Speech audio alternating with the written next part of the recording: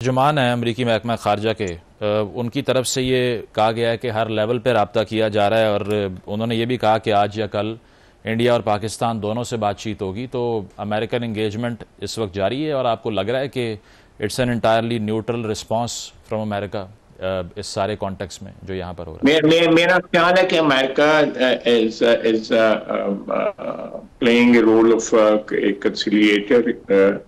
वो इस चीज को जो है, इसमें साइड्स जो है, जो मेरी असेसमेंट है, आप भी वॉच कर रहे हैं, आपकी भी कोई असेसमेंट होगी कि वो एक चाहते हैं कि सेटलमेंट हो जाए। और ये अगर आप देखें कि जो माजी करीब के अंदर 2-3-4 इनिशिएटिव्स लिए हैं प्रेसिडेंट ट्रंप ने, वो एक कंसिलिएटर के लिए हैं। उनमें ईरान के साथ भी गुफ्तगू शुनीद हो रही है, यूक्रेन के साथ भी गुफ्तगू शुनीद हो रही है, फलस्तीन का एक मामला है जो अभी भी वहां पे आग जो है लगी हुई है, जुल्म जो है जारी है। लेकिन जनरली जो है, अगर कोई स्टांस जो है अमेरिकन एडमिनिस्ट्रेशन ने लिया भी है, तो उसको बाद में जो है रिकैलिब्रेट किया है उसको। अगर वो देखा है कि भाई ये थोड़ा सा इसमें ज्यादा बढ़ावा हो गया है, तो उसको रिकैलिब्रेट किया है।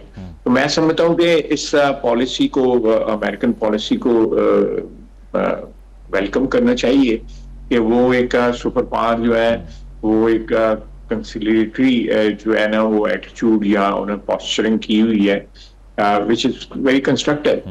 तो ये इसी बैकड्रॉप के अंदर पाकिस्तान और हिंदुस्तान का जो स्टैंड ऑफ है, उसमें भी वही, मैं समझता हूँ कि वही रोल अदा कर रहे हैं। अच्छा, और इसका जो डोमेस्टिक हमारा रिस्पांस है, अगर इसकी बात करें, एपीएस के साने के बाद भी तमाम पार्टीज बैठी, सर जोड़कर ब्रेनस्टॉर्म किया। इस बार आपको लगता है कि ऐसा होना चाहिए जिस तरह हिंदुस्तान में हुआ कि एपीसी कॉल की जाए, सब पार्टीज को बिठाकर एक यूनिटरी रिस्पांस दिया जाए, या फिर आपका भी वही खदशा है जो मुसद्दिक मलिक साहब ने बात की कि फिर तहरीक इंसाफ कहेगी खान साहब को छोड़ के उसमें शामिल करवाएं, अदरवाइज हम शामिल नहीं होंगे? This is a possibility. जो मुसद्दिक मलिक साहब ने जो कुछ कहा है, दिस इज ए पॉसिबिलिटी कि उसको पॉलिटिकली लेवरेज करे PTI, which will be very unfortunate, but there is a stark possibility कि इस किस्म की political leveraging जो है वो पीटीआई करेगी। माजी में भी वो जो नेशनल इशू के ऊपर political leveraging करती रही है पीटीआई। और आपने देखा होगा कि जो इस पे जो अभिनंदन वाले इशू के ऊपर भी political एक जो है पोजीशन की वजह से वेरी क्रूशियल मीटिंग जो नेशनल सिक्योरिटी की मीटिंग थी, उसके अंदर नहीं शामिल हुआ था इमरान खान, जो है वो नहीं आया था। हम इंतजार करते रहे थे, सारी पार्लियामेंट वहां पे मौजूद थी, बल्कि पार्लियामेंट से बाहर के लोग भी वहां से मौजूद थे। If I remember it correctly, नीचे कमेटी रूम नंबर 2 में ये हुआ था। और बार बार उसके पास जनरल बाजवा जाते रहे और उनको कहते रहे, लेकिन वो नहीं आया। तो ये मैं समझता हूँ कि हर चीज में जो है ना, कि हो सकता है उसका ख्याल हो कि यहाँ पे जो फैसले होंगे, कल कहूंगा जी मैं तो उधर नहीं था, मैं मुकर जाऊंगा। तो ये एक बड़ी जिसको कहते हैं ना छोटी सोच जो है, वो उसके मालिक है इमरान खान। वो अपनी जात के तौर पे जी नहीं, मेरा ख्याल है कि ये इसमें इस सिलसिले में अगर खुदा न खास्ता एस्केलेशन होती है, तो डेफिनेटली कोई इस किस्म का जो है सोच जो है डेवलप होगी। अभी तक तो आज ये कल से जो है वो जिस तरह न्यूज कवरेज आपने मुझे बताया है, पता ने भी बात की है, ISPR ने भी बात की है, तो मैंने भी 3 दिन पहले कहा था कि इट इज इमिनेंट। मैंने 3-4 दिन का, अगर आपको याद हो तो, मैंने लफ्ज इस्तेमाल किया था, वो भी किसी फॉरेन चैनल के साथ मैंने इस्तेमाल किया था कि इमिनेंट है। और फिर मैंने तलत साहब के साथ भी कुछ में ये इस्तेमाल किया था लफ्ज जो है।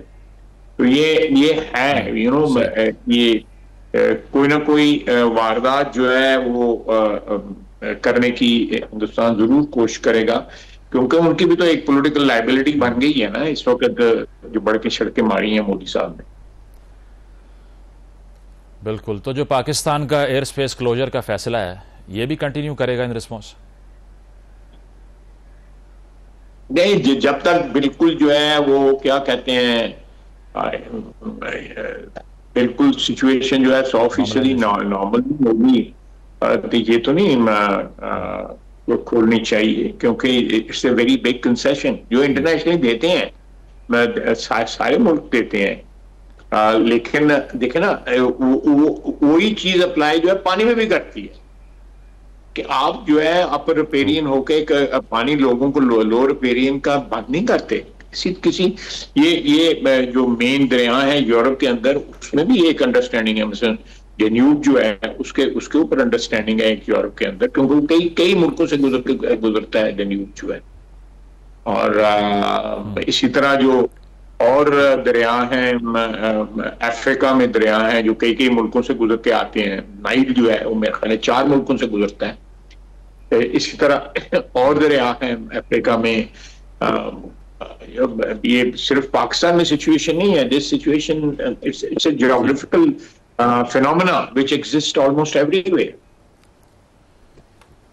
सही सही। इस पे शॉर्ट कमेंट एक चाहूँगा। उमर अयूब साहब ने कहा कि कोट एंड कोट कॉवर्डिस का मुजाहरा किया शहबाज शरीफ साहब ने, ये कह करके इन्वेस्टिगेशन करवा लें, रिस्पांस तगड़ा होना चाहिए था। मियां नवाज शरीफ साहब भी खामोश हैं। How do you respond to that?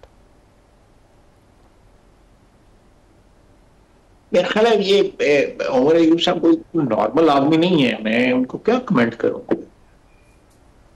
Normal आदमी नहीं है। ये सिचुएशन जो है उनके दादे की क्रिएट हुई। उसको उसको कहा गया था कि अच्छा। इसने बेचे हैं, पानी बेचे हैं। बिल्कुल अयूब खान था ना जिसने ये ट्रीटी साइन की थी, और जी बड़ा जी। बड़ा शोर मचा था कि इसने पानी बेच दिया पाकिस्तान का। तो क्या मैं इनको जवाब दूं? Is not a normal person. ठीक मेरा ठीक। मैं तो एक बड़ा ठीक ठीक है। अदना सा पॉलिटिकल वर्कर हूं, मैं क्या कमेंट करूं इस पे। लेकिन एक बात मैं इसको डिस्कनेक्ट करके उससे, ये जो इनिशिएटिव जो लिया है ये बड़ा इंटेलिजेंटली पीएम ने हैंडल किया है, जिसको परहैप्स उमर अयूब साहब नहीं अंडरस्टैंड सही। कर सकते। एबिलिटी होती है ना अंडरस्टैंड करने की। तो वो ठीक है खालिद साहब। ये जो है, ठीक है।